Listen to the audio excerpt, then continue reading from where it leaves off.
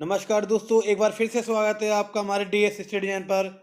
तो दोस्तों, जैसे कि आपको पता ही होगा, मैं बीटीसी और डीएलएड के फर्स्ट सेमेस्टर के राजन की प्रैक्टिस सीरीज करा रहा था। तो दोस्तों, जो आपका पहला पेपर होता है बाल विकास एवं सीखने की प्रक्रिया, उसके आज हम अतिलघु प्रश्न देखने वाले हैं। इससे पहले दोस्तों, मैं इसके बहुविकल्पीय प्रश्न करा चुका हूँ। दोस्तों, अगर आपने नहीं देखे हैं तो बीटीसी के नाम से प्ले लिस्ट बनी है, उसमें जाकर आप देख सकते हैं। मैंने हिंदी और बाल विकास के अतिलघु और बहुविकल्पीय प्रश्न दोनों करा दिए हैं। दोस्तों, जैसे ही आपको पता होगा, 9 मई को फर्स्ट सेमेस्टर के आपके बीटीसी यानी डीएलएड के पेपर शुरू होने वाले हैं। तो दोस्तों, ये वीडियो आपके लिए काफ़ी हेल्पफुल रहने वाली है। तो दोस्तों, वीडियो को एंड तक जरूर देखें। शुरू करते हैं आपके अगले प्रश्न। प्रश्न नंबर 65, अधिगम की दो प्रभावशाली विधियां कौन कौन सी हैं? तो दोस्तों, अधिगम की जो दो प्रभावशाली विधियां हैं वो है हमारी पहली करके सीखना और दूसरी है अनुकरण द्वारा सीखना। तो दोस्तों, ये क्वेश्चन काफ़ी इंपॉर्टेंट है, वीडियो को एंड तक जरूर देखें। रुचि एवं ध्यान में संबंध बताइए। तो दोस्तों, रुचि तथा ध्यान एक दूसरे के दो पहलू हैं। एक के अभाव में दूसरा नहीं हो सकता है, क्योंकि किसी कार्य को हम ध्यानपूर्वक तभी कर सकते हैं जब हम उस कार्य में हमारी रुचि होगी। प्रश्न नंबर 67, व्यक्तित्व मापन की प्रमुख विधियां कौन कौन सी हैं? तो दोस्तों, व्यक्तित्व मापन की प्रमुख विधियां हैं हमारी पहली वस्तुनिष्ठ विधि, दूसरी आत्मनिष्ठ विधि, तीसरी हमारी प्रक्षेपण विधि। नेक्स्ट, स्मृति या स्मरण क्या है? तो दोस्तों, सामान्य तौर पर स्मृति का अर्थ है याद रखना। वुडवर्ड के अनुसार दोस्तों, जो बात पहले सीखी जा चुकी है उसको याद रखने की स्मृति कहते हैं। नेक्स्ट, वृद्धि एवं विकास से संबंधित किन्हीं दो कारकों के नाम लिखिए। तो दोस्तों, वृद्धि एवं विकास से संबंधित दो प्रमुख कारक, पहला है हमारा बालक का भोजन और दूसरा है हमारा लैंगिक अंतर। नेक्स्ट, ये क्वेश्चन दोस्तों बहुत इंपॉर्टेंट है, क्योंकि 2019 में आपकी एक बार पूछा जा चुका है।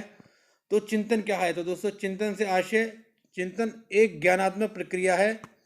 इसका आधार प्रत्यक्षीकरण और स्मृति होता है। यह प्रक्रिया किसी समस्या के उपस्थिति हो जाने के कारण प्रारंभ होती है और उसके अंत तक चलती है।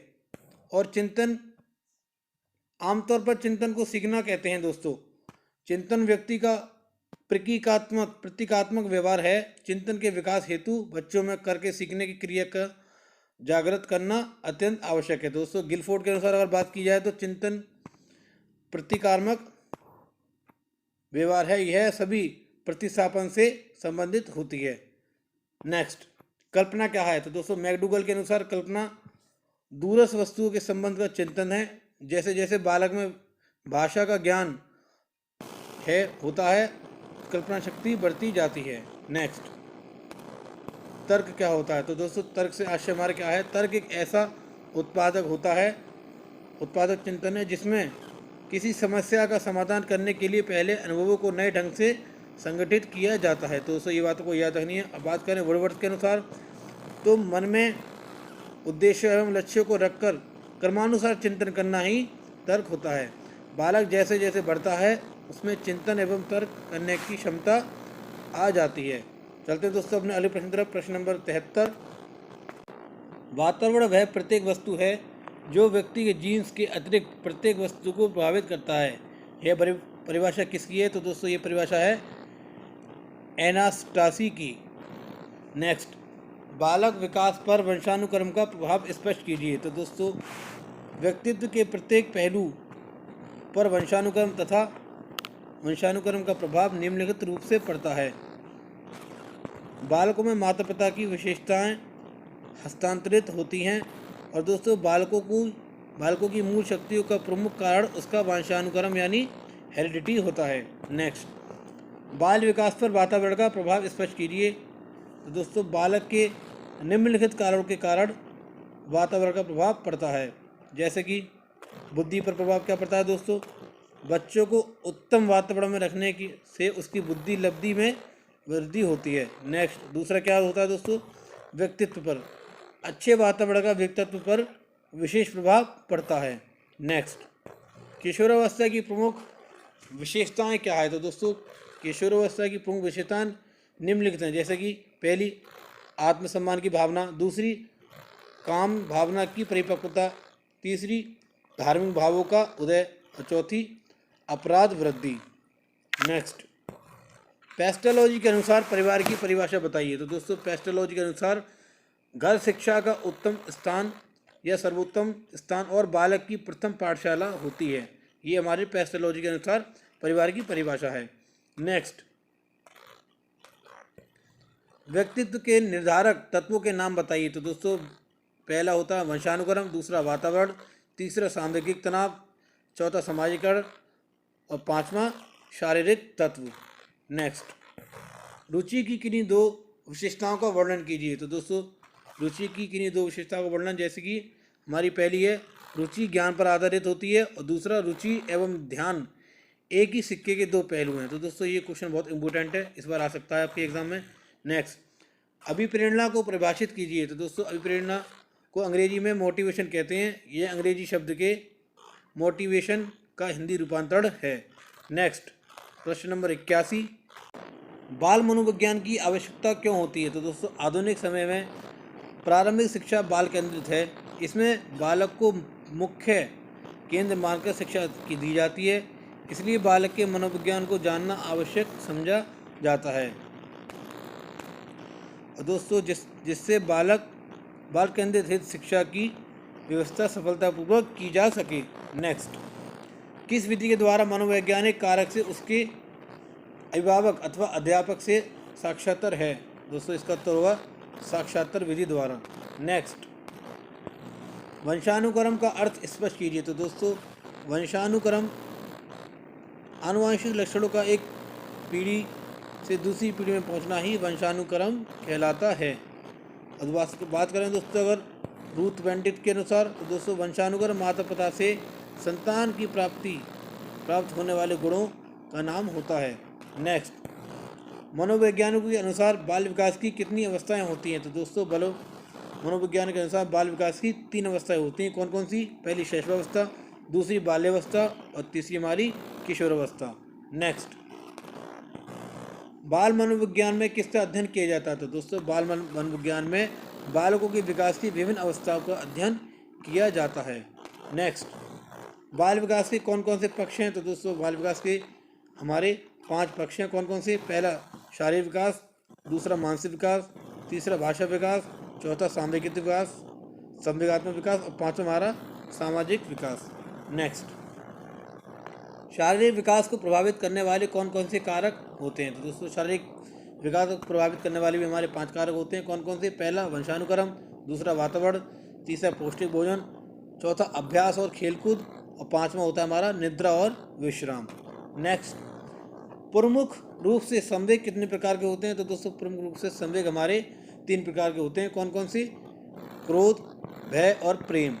नेक्स्ट दोस्तों, बाल विकास की प्रमुख अवस्थाओं की आयु सीमा क्या है। तो दोस्तों बाल विकास की जो पहली शैशवावस्था की बात करें तो जन्म से 5 वर्ष, बाल्यावस्था की बात करें दोस्तों तो 6 से 10 वर्ष और किशोरावस्था की बात करें दोस्तों तो 11 से 18 वर्ष हमारी होती है। नेक्स्ट,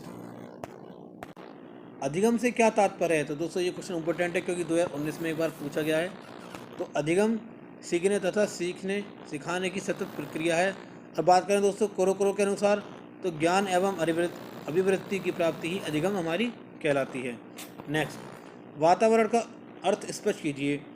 सामान्य रूप से तो दोस्तों सामान्य रूप से वातावरण हमारे चारों ओर विद्यमान वह सभी वस्तुएं जो कि हमें प्रभावित करती हैं वातावरण कहलाती हैं।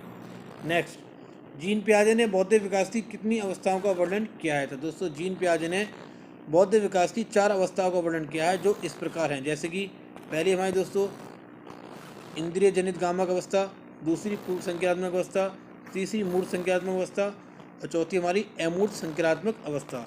नेक्स्ट, स्मृति क्या है। तो दोस्तों स्मृति सीखे हुए ध्यान को धारण करना ही स्मृति कहलाता है।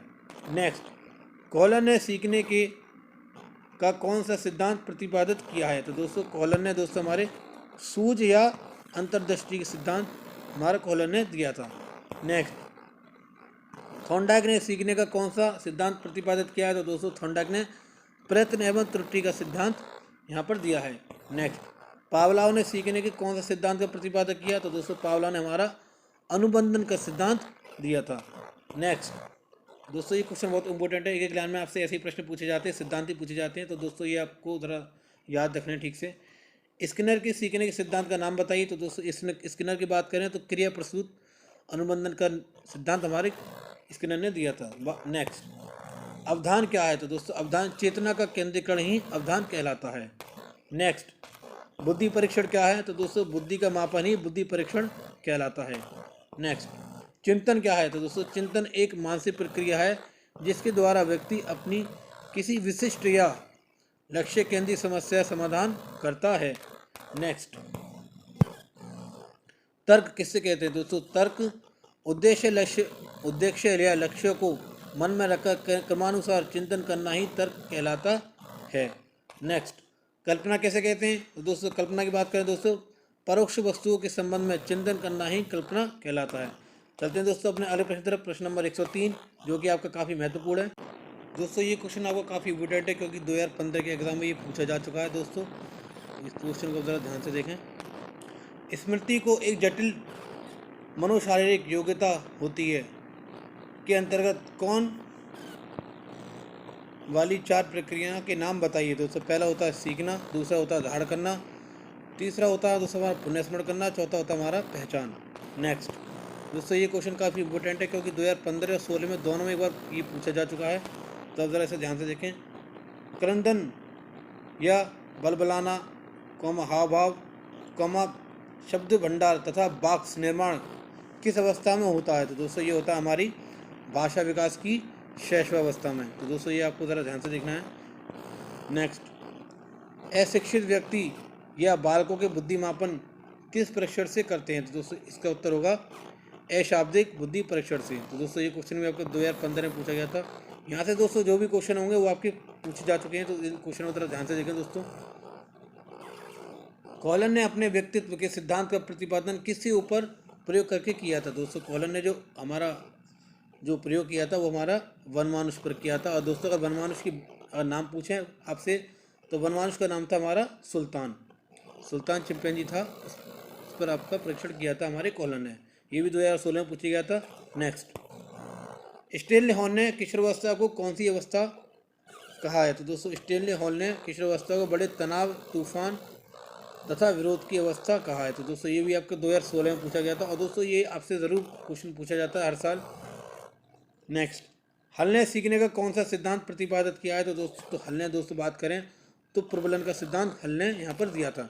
नेक्स्ट, गुथरी का सीखने का सिद्धांत बताइए। तो दोस्तों गुथरी के सीखने के सिद्धांत की बात करें तो समीपता का सिद्धांत यहाँ पर गुथरी ने दिया था। नेक्स्ट, संज्ञानात्मक विकास का सिद्धांत किसने दिया था? दोस्तों संज्ञानात्मक विकास का सिद्धांत हमारे जीन पियाजे ने दिया था। और दोस्तों इन्होंने अपनी 4 अवस्थाएं बताई थी जो मैं आपको बता चुका हूँ। नेक्स्ट, सामाजिक विकास के सिद्धांत का प्रतिपादन किसने किया था? दोस्तों ये बहुत इजी क्वेश्चन है, इसका उत्तर होगा लेव वाइगोस्की। नेक्स्ट, वह प्रवृत्ति जो बालक में होने पर किसी वस्तु, व्यक्ति या प्रतिक्रिया के प्रति ध्यान केंद्रित करता है और उससे उसका लगाव हो जाता है, क्या कहलाता है? वो कहलाता है हमारा दोस्तों रुचि। दोस्तों ये क्वेश्चन आपका बहुत इंपॉर्टेंट है क्योंकि 2015 में ये 2 बार पूछा गया था दोस्तों। नेक्स्ट, जब बालक किसी तथ्य या कार्य को दूसरे बालक के तथ्य या कार्य को देखकर उसकी तरह सीखता है तो ये सीखने की विधि क्या कहलाती है? तो दोस्तों ये विधि कहलाती है हमारी निरीक्षण विधि। तो दोस्तों ये भी आपको 2015 में पूछा गया था, तो इसको आप ध्यान से देखें। नेक्स्ट, अन्य बातों के समान होने पर बालक कई बार अभ्यास करते करते कोई चीज़ सीख ले तो सीखने की यह विधि थॉर्नडाइक की किस विधि के अंतर्गत आती है? तो दोस्तों ये विधि आती है हमारे प्रयत्न एवं भूल के अंतर्गत। दोस्तों ये भी आपको 2015 में पूछा गया था। नेक्स्ट, प्रश्न नंबर 115, जीन पियाजे ने बालक के संज्ञानात्मक विकास के अंतर्गत अनुकूलन क्रिया का विभाजन किन 2 उपक्रियाओं में किया है? तो दोस्तों इसका उत्तर होगा पहले हमारे आत्मसातकरण यानी एसिमिलेशन और दूसरा हमारा व्यवस्थापन यानी अकोमोडेशन। दोस्तों ये भी आपको 2015 पूछा गया था। नेक्स्ट, जीन पियाजे द्वारा प्रतिपादित बालक के संज्ञानात्मक विकास से संबंधित तीसरी अवस्था क्या कहलाती है? दोस्तों तीसरी अवस्था हमारी कहलाती है मूर्त संक्रिया अवस्था यानी कॉन्क्रीट ऑपरेशनल पीरियड। ये भी दोस्तों आपको 2015 में पूछा गया था, 16 में। नेक्स्ट, बालक के संवेगात्मक विकास से संबंधित विकासात्मक सिद्धांत का प्रतिपादन किसने किया था? तो दोस्तों इसका उत्तर होगा जीन पियाजे ने विकासात्मक सिद्धांत का प्रतिपादन किया था। दोस्तों ये भी आपका 2015 में पूछा गया था।